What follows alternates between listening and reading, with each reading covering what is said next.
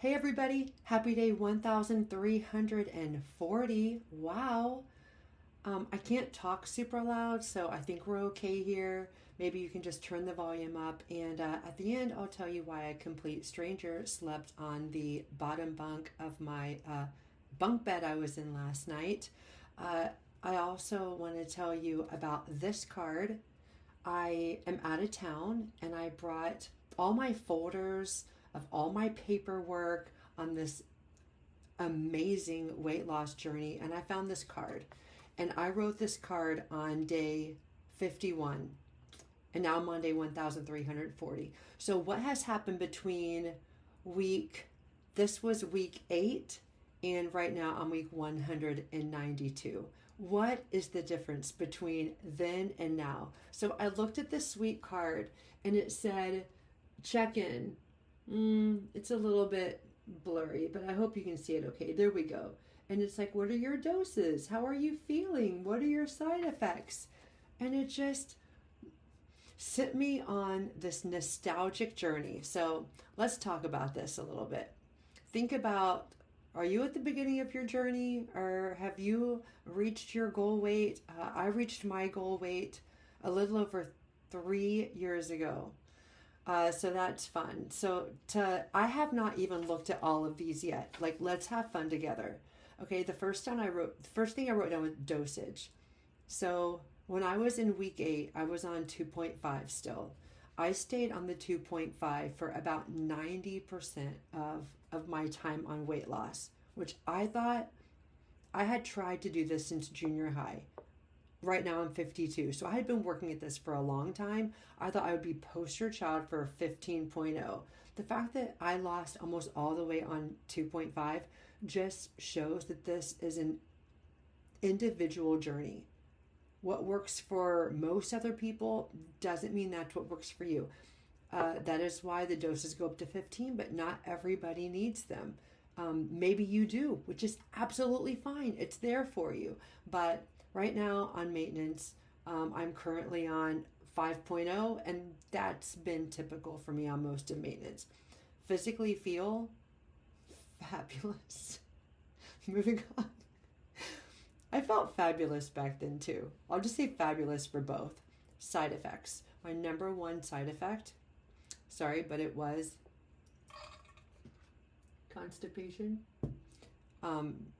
We joke about it a lot, but I think it's one of the most prevalent side effects on these drugs. And I have videos on here that share me looking at hundreds of people and what they say worked for them, and then ranking them by the one that most people recommend. So you can go look that up.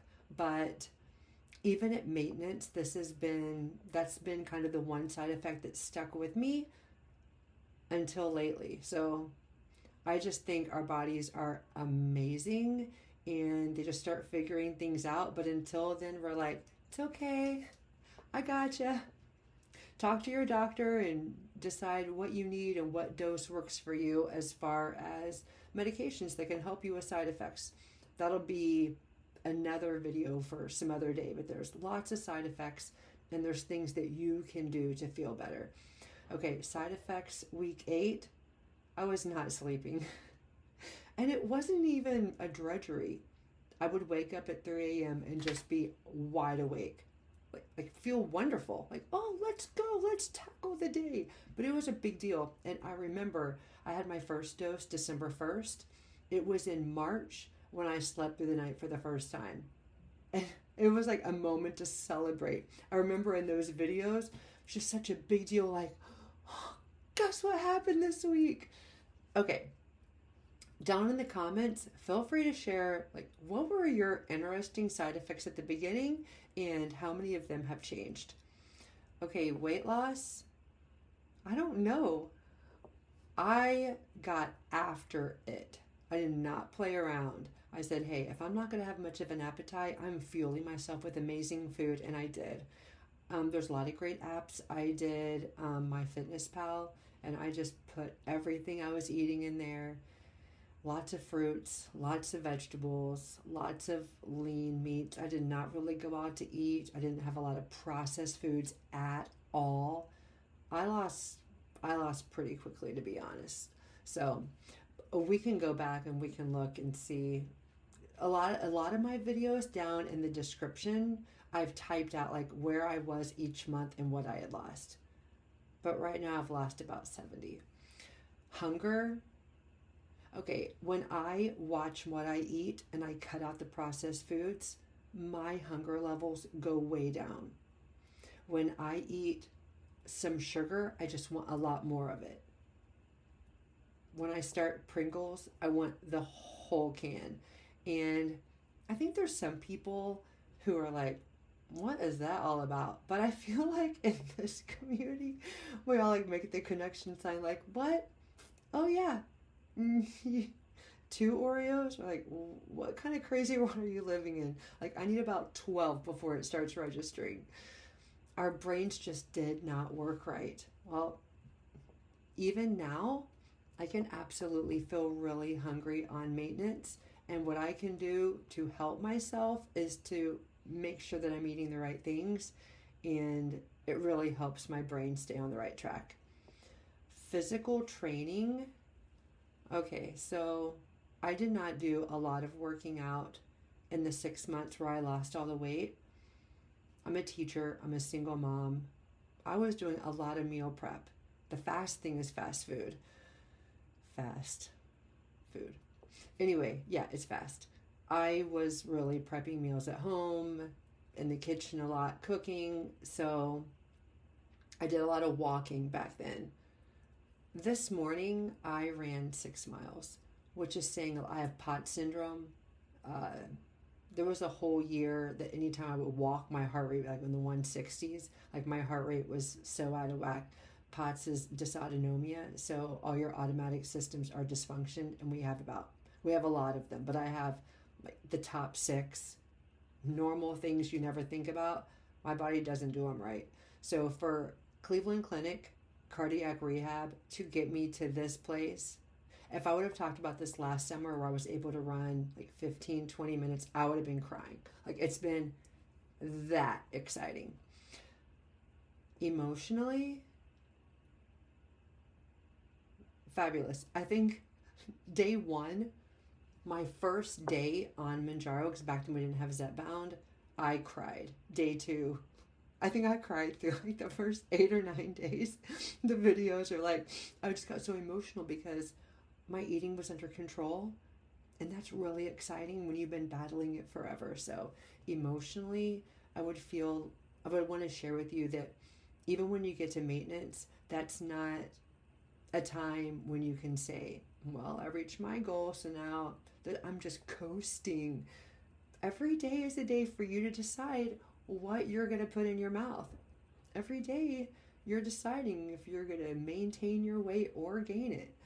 So emotionally, I feel fabulous, and I think being able to wear the clothes you want to wear and have the image in the mirror match who you feel like you are on the inside,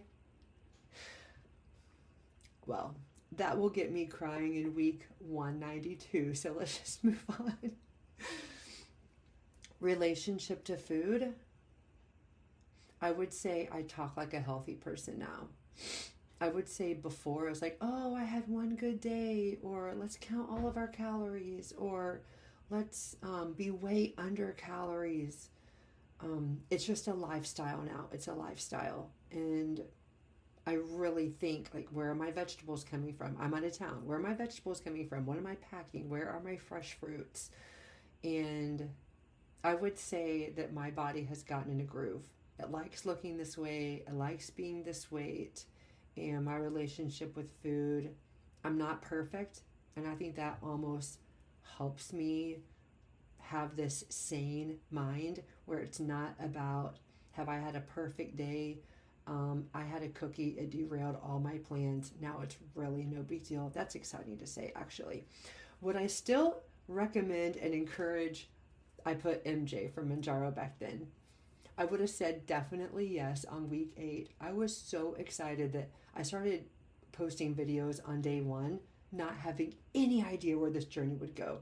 And I remember I posted all these videos with my phone, and then my sons My two younger sons were like, Mom, they were like telling me how to make my phone, like whether it's portrait or whether it's landscape, and that, you know, if you're posting on YouTube, which I was back then, that's all about the landscape. I was like, oh, okay, you know.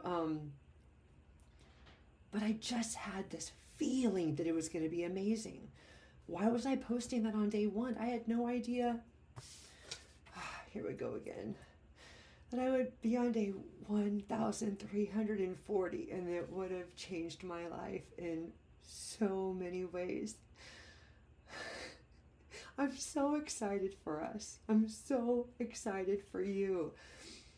I know what it's like to wear all the big, stretchy clothes and to try so long for so hard and for it to elude us. And it's just really exciting to be here and to hear about. Am I talking too softly now? Well, to hear about your success. Okay, so I'll tell you why the person was a stranger underneath me. You ever heard of a hostel? Is it like a hotel? Kind of. But in a hotel, you have your own room. Is it like an Airbnb? An Airbnb is where you pretty much have it all to yourself. A hostel is just like an Airbnb, except there's about 20 other people there, and a lot of them share the same room with you. So I was talking to a friend yesterday. I just came back from a mission trip. It's actually a friend from Jamaica. And I remember the look on their face. The look on their face was like, why? And I was like, look, this is not for everybody. Maybe some of you are having heart palpitations right now, but I am always up for something crazy, something fun. And I really like to save money. These places are, they're cheaper. So I'm here having fun at a hostel and enjoying a big community room that actually stays nice and quiet, where I was like doing my prep work for my videos, and yeah, and kind of sleep close to strangers, but they're all in the same boat. They're all traveling, and anyway, it's been a good experience. Okay, I'm gonna get off here. The only other thing I wanted to say is that if you're on a platform like YouTube where you're watching this video, go over and check out my website, amydenaeweightloss.com. Amy Denae, my cool mom, she gave me that middle name, Denae. Okay, everybody, wishing you a great rest of your day. Bye.